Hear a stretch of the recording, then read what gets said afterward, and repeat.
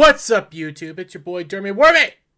I'm coming at you with a brand new installment in The Last of Us review, and I'm going to just come out and say it, that this episode, this episode that delves into Frank and Bill and their love story and everything like that is so pointless.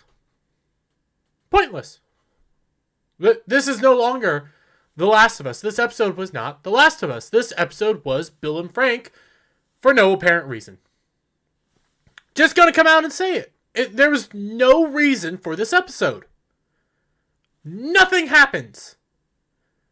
You get guesstimating, rough maths.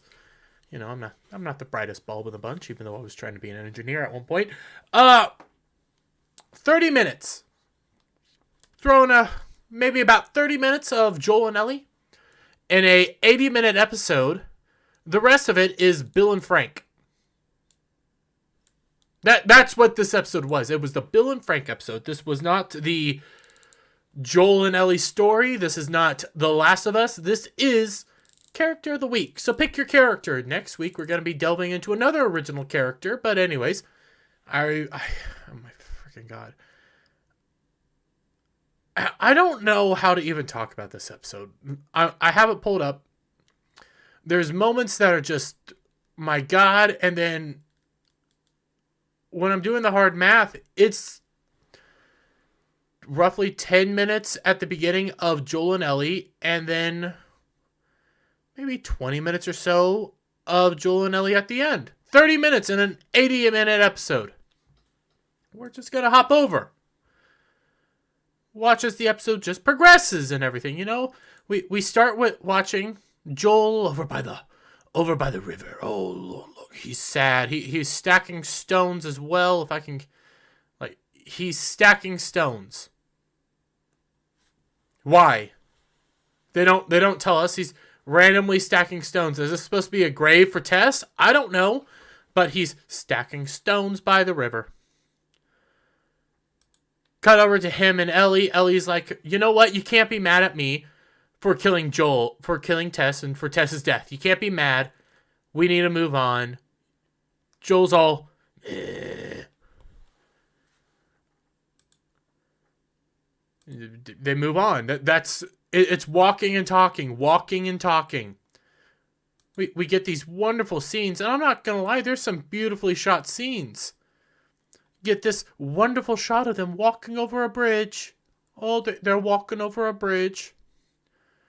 They're walking alongside the road. They're talking about how it all began and how the virus started up. And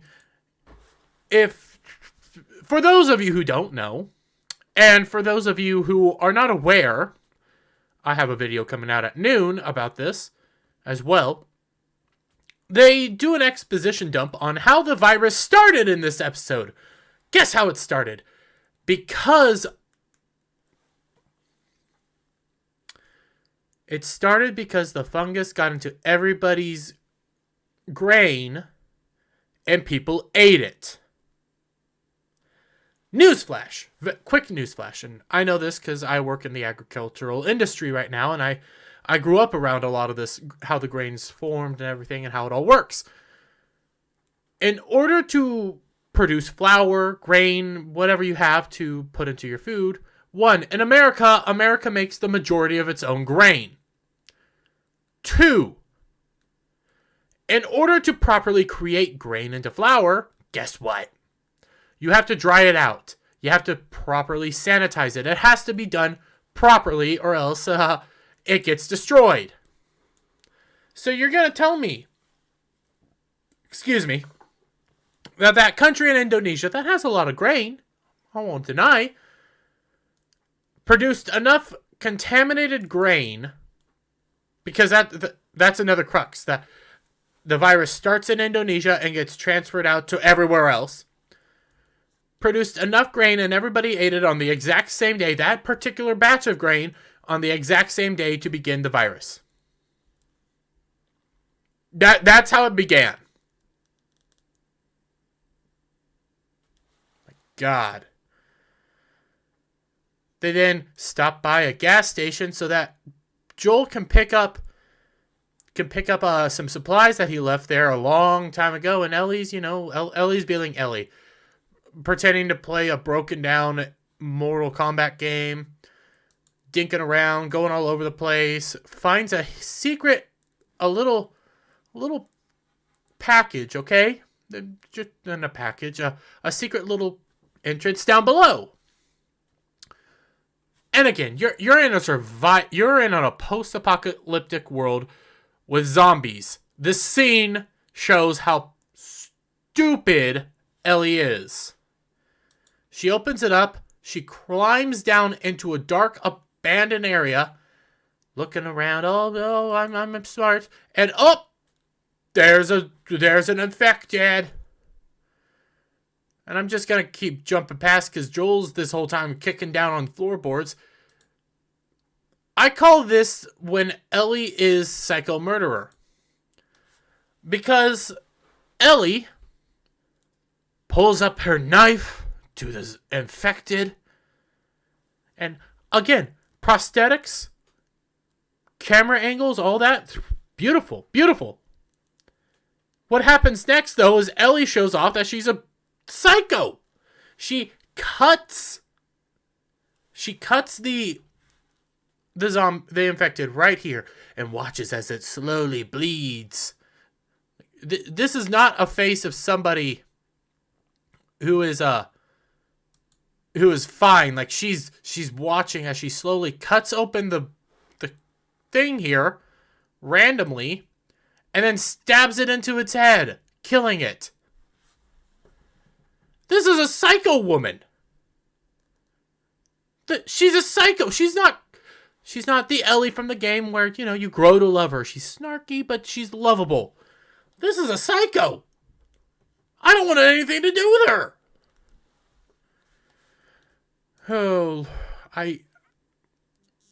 Joel finds his stuff, gets what he needs. Everybody's happy. Ellie comes up out of the hole, doesn't even tell Joel about, hey, there was an infected down there that I killed, and kind of lusted over killing. But and this whole time, Ellie's trying to get a gun from Joel.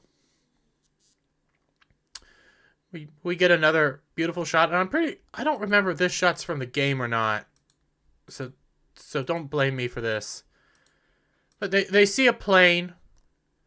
They see a down plane, and they go like, oh my god, were you ever on one of those? Oh, yes, I was a few times. Oh, cool. That's so cool. No, it wasn't. Dude, you gotta be in the sky. We then watch as they're walking along, expedition dump, talking about the infection and everything. They stumble upon a patch of destroyed bodies and everything. And Joel says, well, when the infection began and everything like that, a few days later, they went around and they said, hey, they told some people you can go to a QZ. Yeah, a QZ. Outside of that, a few minutes later, they said, well, some of them also didn't get to go to the QZ. They ended up getting offed. Okay, yeah, sad how the world worked. Okay, that's interesting. We zoom in on a blanket, and it turns out it belonged to a little black baby and a black mom, and I can't get the shot just right to show it. There. As they're getting lugged up onto a government building as the government's going around gathering people up. Oh, and by the way, from roughly 18 minutes to about an hour and 4 in is no longer Joel and Ellie. It's not. It is the Bill show. And this is our first introduction to Bill as he's downstairs in the basement while the government's rounding people up. We get all these shots of, hey, it's Bill's basement, and I don't know how to go through this episode. Because Bill, now that the government's gone, now that everybody's out, is having a field day. All by himself. The prepper man, the survivalist, who, honestly, let's be real, he did a lot of cool things and a lot of things right. I would want to be Bill in this situation. But I can just jump through a lot of this stuff. Like, this beginning is just Bill gathering up supplies, going from place to place, picking up wine, setting up his power generator, going to gas areas to gather up all the supplies he needs, and building up just this fortress, let's say. I think that's a proper way to describe it. It's a giant fortress. Very nice fortress, mind you, and very clean, very kept. I have some questions. Towards a certain point, I have some serious questions. More of just the logistics of everything. You see Bill, as he's eating, watches as an infected gets offed. Continuing to just go day by day, gathering up stuff. And then 4 years after the infection in 2007, he sees a pit. He gets a notification about somebody falling in a pit. And oh my God, it's a random man. For those of you who aren't aware, this is Frank. Now in the games, mind you, we are hinted that Bill is gay. Nobody cares, right? Nobody cares. His co-partner, was Frank. We don't get to see Frank. Well, you see him a bit. He's... You see a shot of him, but you don't get to know who Frank was or anything like that. It's Bill gives car, gay go off. Simple as that. Ellie takes prawn magazine filled with guys, throws it out a window. Simple. Don't need anything else. Because The Last of Us game is Joel and Ellie's story. Well, this is episode 3. This is Bill and Frank's story. So Bill gets the dude out of the hole. After the dude says, "Oh, I'm a crappy liar. I don't have a weapon." And blah blah.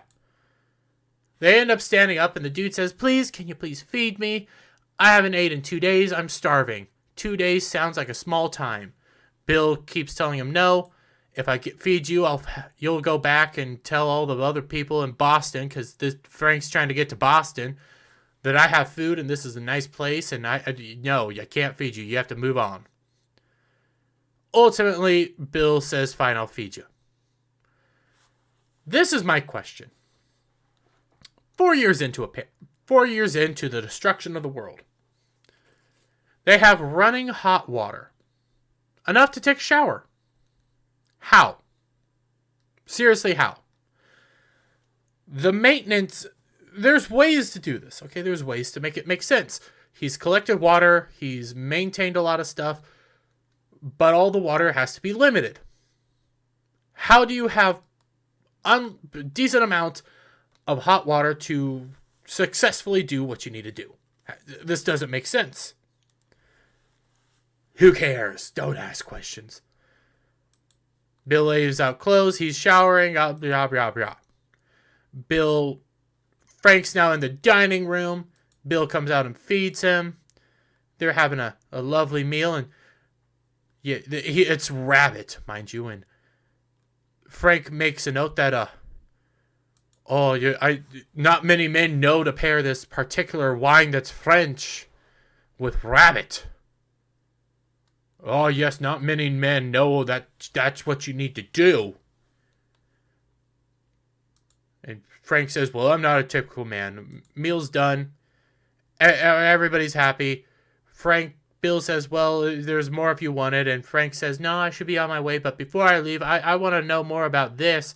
And it's a piano." I'm talking like this because this is no longer Ellie, this is not Last of Us. This is some random show now. So, Bill and Frank. Bill's very apprehensive of him actually playing with the piano or playing any song. And Frank starts playing a particular song that I can't remember the name off the top of my head. But it is also the name of this song. And it's by Linda something. Best of Linda whatever. And it's some love song that... Frank's there playing, and Bill says, "No, stop, enough, I need you to stop, And Frank says, "Oh, I'm sorry, but was this your mother's?" Blah, blah, blah. Bill then sits down all emotional and starts playing the song, you know, all then you get this shot of, well, I already broke it, and Frank comes over and says, "Oh, you're so emotional. Who was this song about? Who are you singing about? What was the girl's name?" And Bill looks all sad and disheveled right now and says, "There was no girl." And in that moment, Frank puts his arm on him. They embrace because Frank realizes, no, he's gay.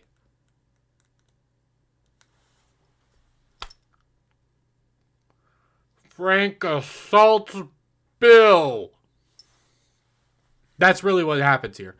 Frank comes on to Bill after finding out that he's gay. He then tells Bill to go take a shower. And I feel cheated in this scene.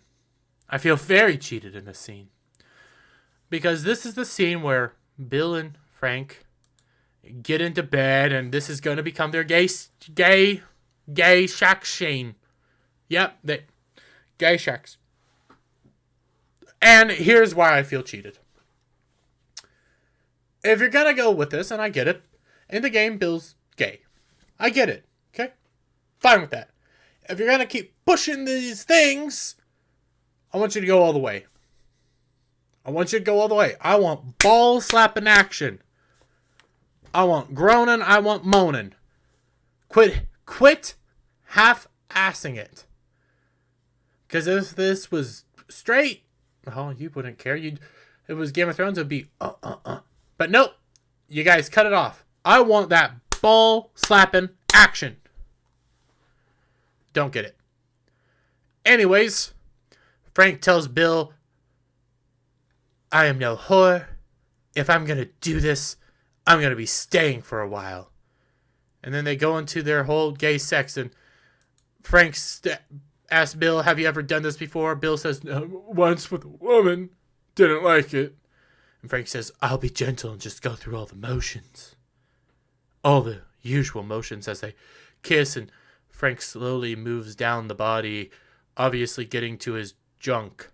And then, as it's getting up and started, cut to 3 years later where they're yelling. 2010. Man.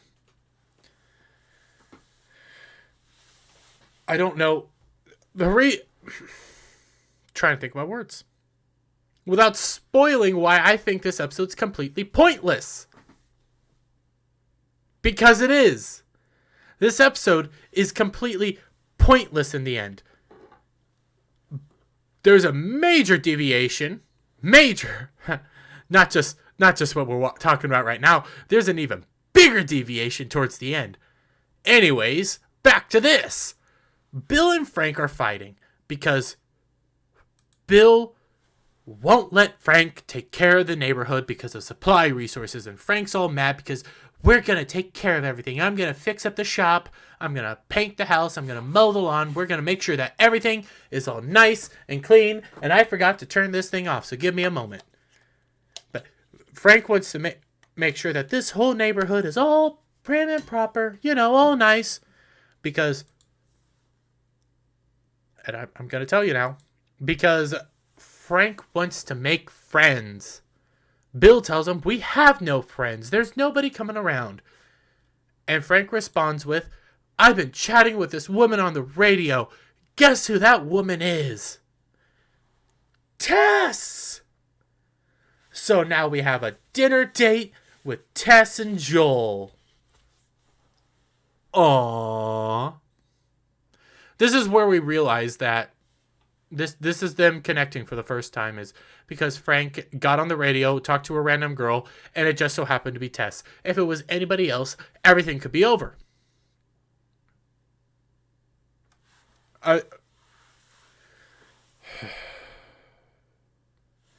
Survival 101. Don't randomly use the radio. Frank decided to randomly use the radio, got in touch with, luckily, Tess. Let's say he didn't get in touch with Tess. Let's say he got in touch with somebody random. All this place could have been destroyed. Because it could have been hunters. Well, mind the way, we'll get into hunters and raiders. Anyways, they have a nice little dinner date. Oh, look, all nice. Bill has a gun trained at everybody the whole time because, reasons. Frank and Tess end up going inside because, they have to have girl time. Give you off with some supplies and show you around. So now it's Bill and Joel, and Joel's like, oh, I understand, wanting to put a gun up, but you have enough stuff here. You have pills, you got guns, you got supplies, and I also help get supplies around, and we could work a deal out. And your fence here, it's gonna fall down here in maybe a few months because it's this crappy wire. I could get you better wire and keep it up for a long time. We can have a nice long relationship and friendship. Yeah, that's pretty much it. Oh, we also get the comments from Frank and Tess about the plans for a radio system, and we'll talk in code in case anybody ever comes up, and it will be the 80s and the decades, calling back to episode 1 with the music. Ultimately, this whole moment was ended, and Joel leaves by saying, you know what, you guys are pretty safe here from the infected, but raiders are who you're going to have to actually worry about, raiders, because this place is really nice, and one day you'll have issues. No, they walk off, and let's see what's the time now? Another 3 years, 2013. The places, they're growing older, they're running around, they're having fun. Then Frank leads Bill to this area, and it turns out that Frank has randomly planted strawberries that he got from Tess by trading off one of Bill's guns. And now they have strawberries, and they're going to eat strawberries together, people. Oh my god, they're eating strawberries. And they're so happy and wonderful, and it's so magical and beautiful. And Bill's never felt scared until he met Frank, and they're so vulnerable, and they kiss and have fun. Night comes, and then we see as rain's falling, and there's raiders, there's hunters, as you can see on the thing, as they're slowly making their way towards Bill and Frank's place, and booby traps ensue, and they're flamethrowers. Massive explosions, flamethrowers, gunshots. Frank wakes up, notices Bill isn't there. Frank loads up a gun real quick, runs outside yelling Bill, and we see Bill there, firing off, defending the area. I don't know why I'm talking so much action, because Bill gets hit, Frank makes his way inside, and Frank begins to do all the work, and Bill's there, shot in the side, saying, you need to call Joel, they'll take care of you, I'm not going to be here much longer, you need to take Joel. And as he slowly passes out and stuff, Bill's on the table, Frank's there, patching him up, time goes by, and it's 2 years later. Bill's perfectly fine. It's 10 years later, because now it's 2023. Frank's older. I think he has MS. I could be getting that wrong. But he's dying. He's sick. We see them go through the motions. Frank can barely paint now. He can barely move his hands and stuff. He's all injured. Bill's perfectly fine, though. Panting. Happy days. Going throughout the day. See them, struggling to get through. They have pills just to make sure that Frank is all healthy and happy, and going to bed, having to struggle to do that. The next morning, Bill wakes up, sees Frank sitting in a wheelchair, and Frank's like, I'm done. I'm not going to sleep in the wheelchair ever again, because they're bickering back and forth. Bill's all upset because he cares about Frank, and Frank says, today's my last day. Today's my last day. Because the plan is now for Bill to off himself. There's no way to save him. He just wants to have one last good day. And then in the end, he wants to... He's going to have a good day. He's bringing Bill over to his side. And, Bill slowly gets all better with it, crying because, I mean, this is a hard thing to do. And the plan's very simple. They're going to have one last good day. Bill's going to take him down to this boutique shop that, Frank fixed up and all pretty. You're going to take me down there and we're going to pick out clothes. We're going to wear it all together. We're then going to go to the winery. We're going to pick out wine, do this wonderful stuff together and have this wonderful good day. And you'll make me dinner. No, we'll get married and we'll buy rings and we'll get married. You'll then make me a wonderful dinner and you'll crush up this handful of pills, put in my wine, and then we'll go to bed and I'll fall asleep in your arms, and that'll be that. Pretty simple. That's pretty much what they do. They have this nice little romantic moment where they get married, all happy. Dinner comes out. It's the same meal as when they first met. Rabbit, the same wine. Oh, how wonderful and fantastic. Dinner's done. Bill comes out with another thing of wine, pours them both glasses, crushes up the pills, mix it into Frank's drink. They both drink it. They sit back. And that's when Frank realizes there was more pills in the wine to begin with, wasn't there?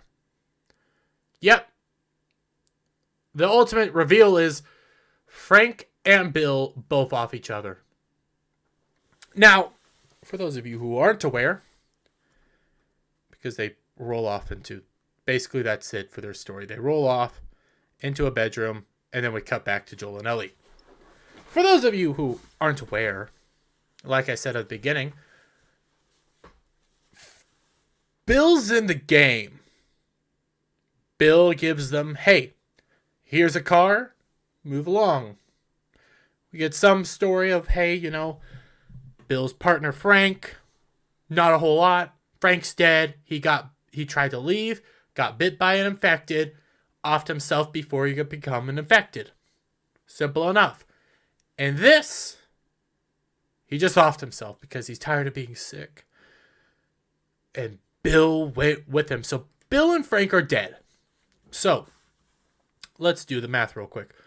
From about 18 minutes in to roughly an hour and 4 after, roughly maybe 50 some minutes, 50 some odd minutes of pointlessness. That whole story with Bill and Frank was pointless.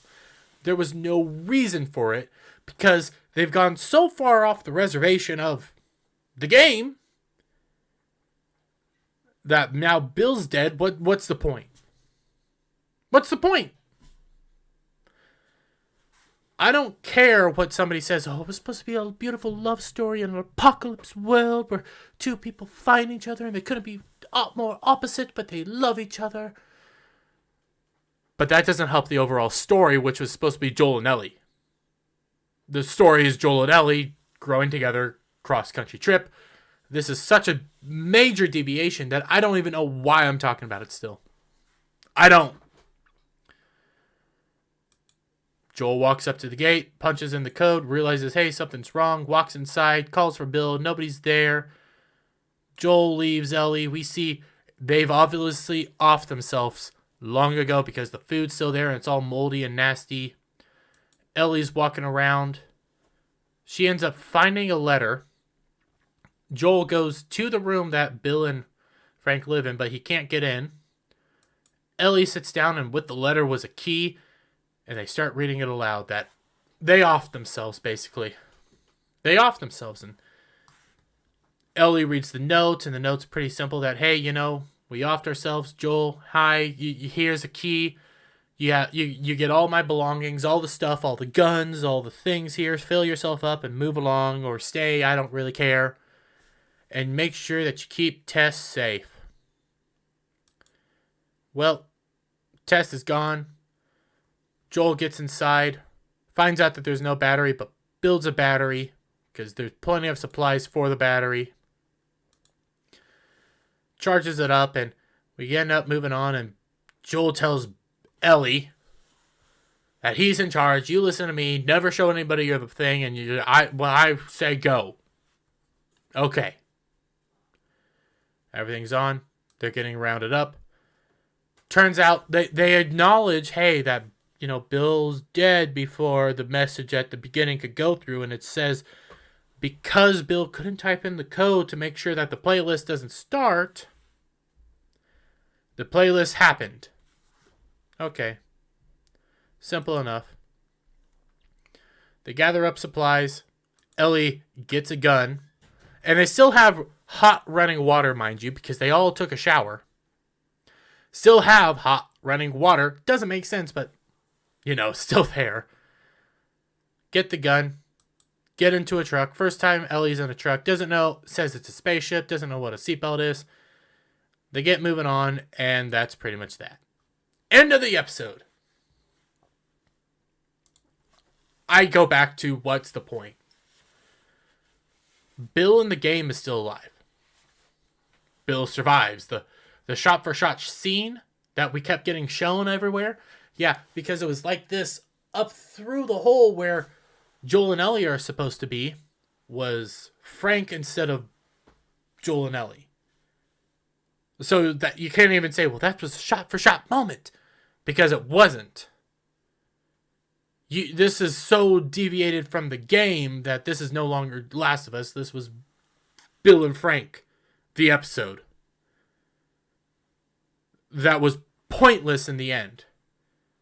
Because they're dead and they just happen to have a letter for Joel or for whoever, and here's a key to the truck because we know it's going to be Joel or whoever, and you get all my stuff. Joel or whoever. That was the episode. But let me get you guys' thoughts down in the comments below. If you like this video, give me a thumbs up, share it out with your friends, hit that subscribe button, hit that notification bell for every time I put out a new video and go live, guys. And I'll see you on the next one. Bye for now.